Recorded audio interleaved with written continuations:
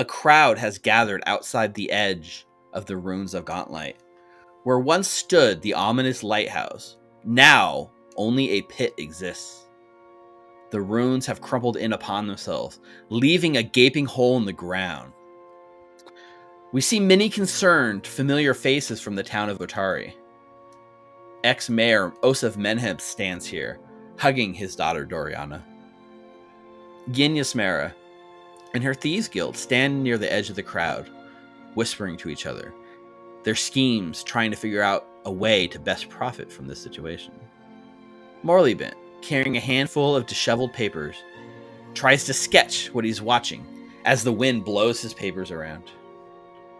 Vandy Banderdash has her eyes closed, reciting a prayer to Sarenrae to watch over the town and lend her guidance. We see Lasda and Brelda Venkervel in tears looking down the pit. Dozens and dozens stand here in awe over what has happened. Even Captain Longsaddle looks on with sadness and mourning in his eyes. And in front of the whole pack, we see Rin Savinsky standing there, quiet, with Elenir at her back. The pair stand, waiting, staring down the pit. Slowly but surely, the crowd begins to sing a song. It starts with Doriana, echoing a song played by Hal at the dinner party. Verses about the Rose Guard, about the town, an amazing retelling of the town's history. And one by one, more voices join in, remembering back to the song sung that night, as the entire town of Otari comes together to honor your legacy. When a hand appears at the edge of a pit, there's a scream. And it's not until a moment later when Hal Armony's face appears, crawling out of the pit, that the town rushes forward to help you out. One by one, the heroes of Otari climb out of the pit to the celebration and hugs of the local townsfolk. We have a shot of Raida, who runs out of the crowd towards Mukta. As he smiles and opens his hands for a hug, she slaps him across the face, screams, "Never again!" and throws her arms around him. In the back, we see Morleyben rushing to sketch the moment in his books, proud of his student for coming so far. Right after she slaps and hugs him, Mukta's going to reach for something in his pack and get down on one knee and take out the ring of the moonstone that he got set in Absalom. And tell Raita, "Never again, my love. I'm sorry for everything I've done, but I think we can finally settle down and start a life here." The camera pans over a bit, and there's a shot of Caroline rushing out of the crowd towards Hal. We see Hal turn towards them, and we realize now there's like a shot, and on one end of the shot is Doriana, and on the other edge of the shot is Caroline. They're standing here not far from each other, both smiling and waving at you. Caroline with her big green eyes, beautiful green eyes. Doriana with her stunning brown eyes. For a moment, you kind of find yourself looking back between the two, but Doriana, noticing Caroline and noticing you, smiles and resigns herself to turn away, giving you guys your moment. She turns instead, finding Nulra, giving Nulra a hug, exclaiming, "You did it! You must tell me all about it." And the camera kind of pulls away from them and follows Hal and Caroline. Out of the corner of your eye, you see Doriana. She's looking at you, Hal, and she's kind of been smitten with you for a while. And you can see you still have pinned to your chest her family crest that she gave you like so many weeks ago. Caroline kind of comes up and breaks this moment as she takes your hand and turns you towards her and tries to plant like a sweet kiss on you. We can see Ginyasmera watching you, and a small smile creeps over her face as she watches you two, before she begins clapping, joining in on the crowd and the cheering. From the crowd, a small Shuni steps forward, little pug-looking dog druid. He approaches Clovis. "Have you finally gotten in touch with your anger, Clovis?" He laughs as he throws his arms around you. Mushi flies up and lands on your shoulders, both of you joining you guys in like a warm embrace. And as he pats you on the back, he whispers in your ear and he says, I have no doubt you helped restore balance today, friend. I think I did. I hope this will bring the force back to life and kill it. Everybody will be happy again. No doubt, friend. We'll do it together. And the camera pans over, and there in the middle of the crowd, this crowd is teeming with positive energy, cheer, celebration, love, reuniting. We find Nulra alone in a sea of friends. After Doriana leaves to go congratulate the rest, there's a moment of emptiness inside that's a little hard to fill. But it's those eyes that catch your attention. Moving through the crowd, a perfect rendition of the woman you saw in your vision, making her way through the crowd towards you. Around you, nobody seems to notice her as she steps through the crowd, which begins to part like water around her. As she approaches you, you realize you know her name. She's been with you the whole time. Ancora? She smiles. Didn't you tell me? You've done it. You've done what was asked of you. Am I the only one that could still see you? They see what they want to see. You see what you want to see. But now, if you're ready, you shall be together again forever. She smiles at you, holding your hand. A peaceful moment in the midst of the chaos and confusion. With her? There's just a nod.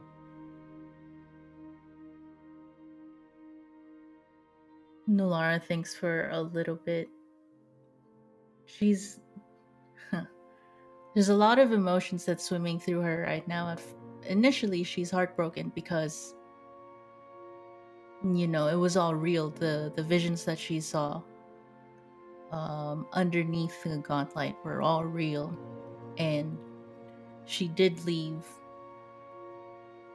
But also, there's a relief that at least all the miserableness of what was told of her life wasn't exactly true, because while it didn't end miserably, there were parts that were lovely. And as much as she wants to go back after what she saw, she feels that there's a little bit more to do. So she asks Ancora, I have a favor to ask you. Anything. I know that I don't have an ability to go down yet and meet anyone, you know, that have passed. But if you do see her again, tell her to wait for me a little bit more. Where she is, time does not exist. And when you arrive, it will be like you were never apart. And she squeezes your hand just a little bit. She says, when you are ready, I shall find you.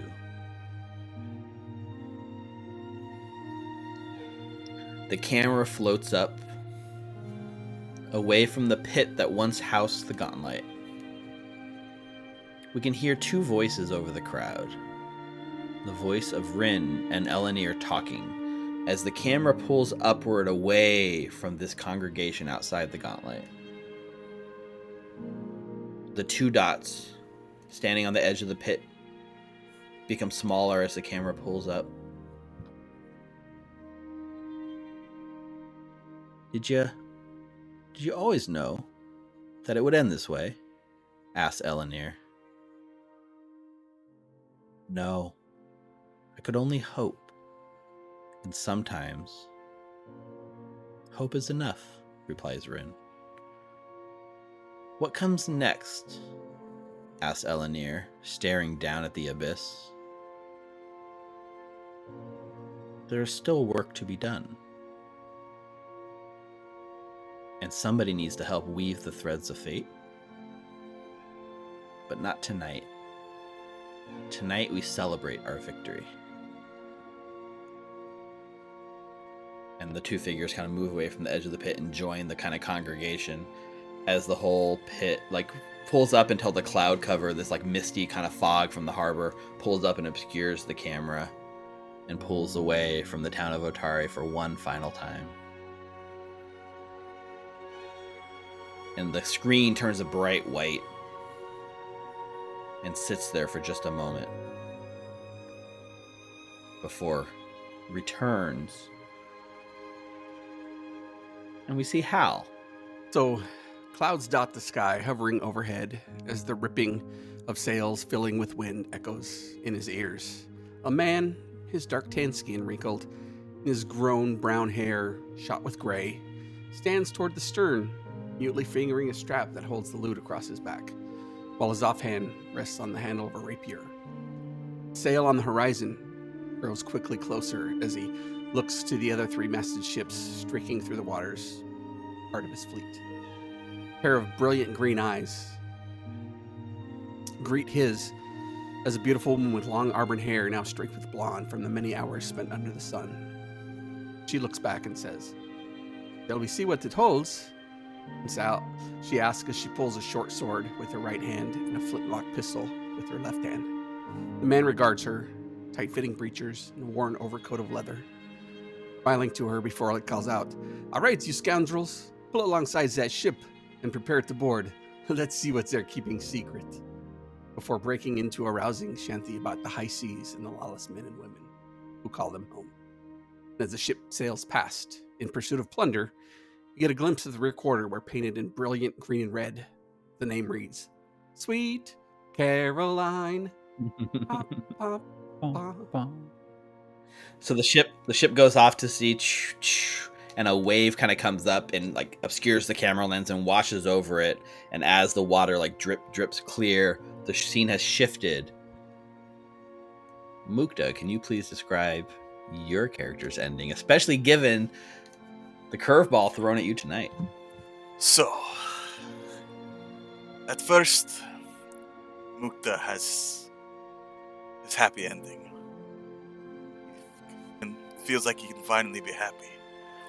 He stays in Otari with Raita as an advisor for Hal, working mostly in the shadows to keep everything kind of in line.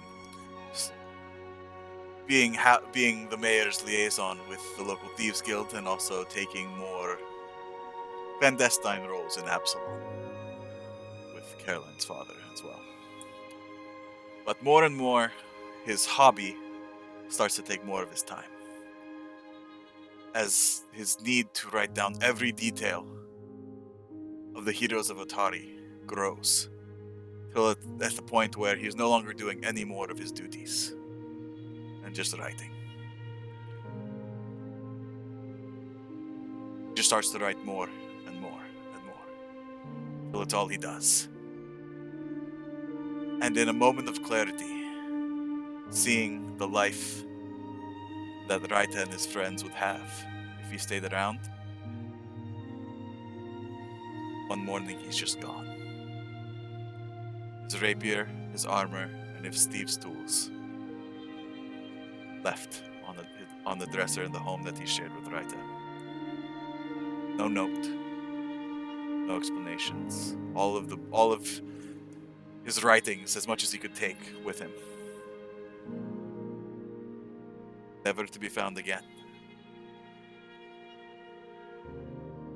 Decades later, there's a rumor in Katapesh that if you get lost in the deserts, you might happen upon a crazed old Yusoki in his cave that he's covered with writings written over and over and over again until they become gibberish.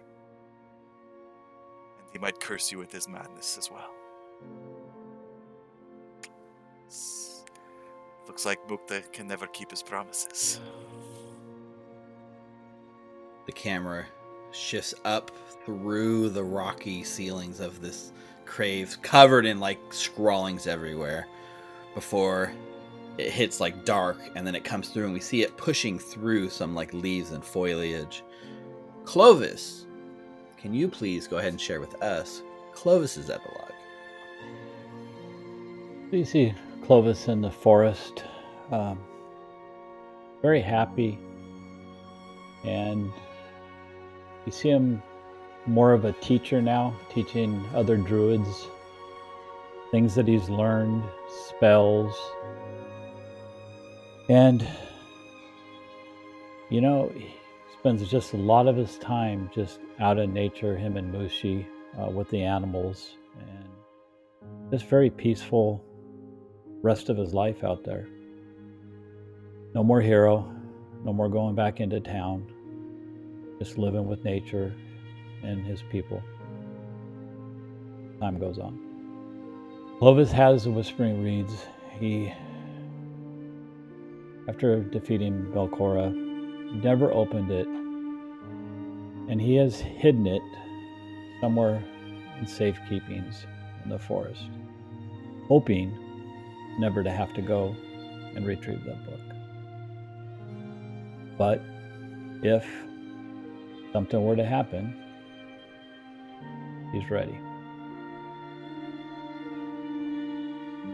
And from here, the camera pans to the side and turns. And when the camera returns, we see Nulra. Nulra would stay in Otari until the time that she sees that Hal doesn't need to be protected anymore. Although, even though he won't agree to it, he'd always been the one protecting her, and not the other way around. She'd also make sure to try and look for Clovis, and when she can't, she'll try her best to tend to the forest as much as she could.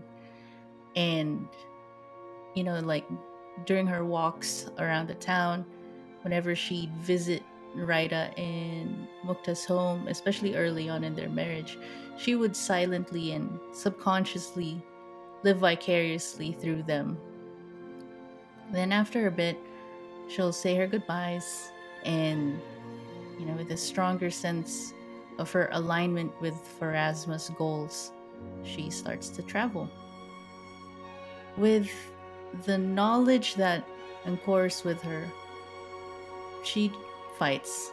She gets with one group, with the confidence that was never there when she met Hal, Clovis, and Mukta. And when the time comes and she tells Ancora that she's ready to go back to her, and she does see her,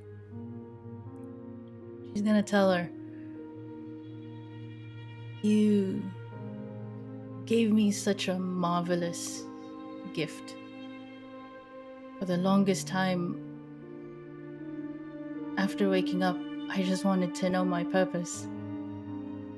And when I did find my purpose, and it was to come back to you,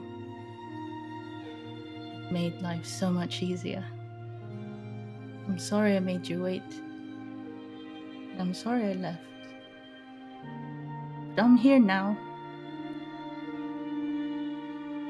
It's so nice to see you again." The camera blinks back from the dark to a small spot within the depths of the Abomination Vaults. We hear a voice, the voice of Rin Savinsky, as she speaks. While she does, the camera pans over the wreckage in the empty vault. The gauntlet has fallen, yes, but Nimbaloth has touched our reality again, in the same place as before. The corruption only grows stronger. The potential power grows tenfold. And Nimbaloth has now tasted our world enough times to take an interest. She will be coming, and we must be ready. Deep within the rubble, beneath a large plant of reeds that have now sprouted out and grown from the body of Belcora to cover the whole interior of the empty vault. We can see it. A small glowing pulse of energy pulses and grows brighter. And as the camera comes in, we see a small lens filled with 3 slivers of dark energy. The Ebon Fulcrum lens. We can see it pulsing, reaching out, calling to something, calling to someone, finding its next Belcora. And there in the darkness beyond, next to it, a pair of eyes open. These 2 eyes each carry the symbol of the 4-pointed star glowing from within. The same 4-pointed star that Hal saw in the mist in the shape of the womanly figure. The eyes of Nimbaloth herself. Dark slivers of energy swirl from within like the Ebon Fulcrum lens. And we cut to nothing. The end.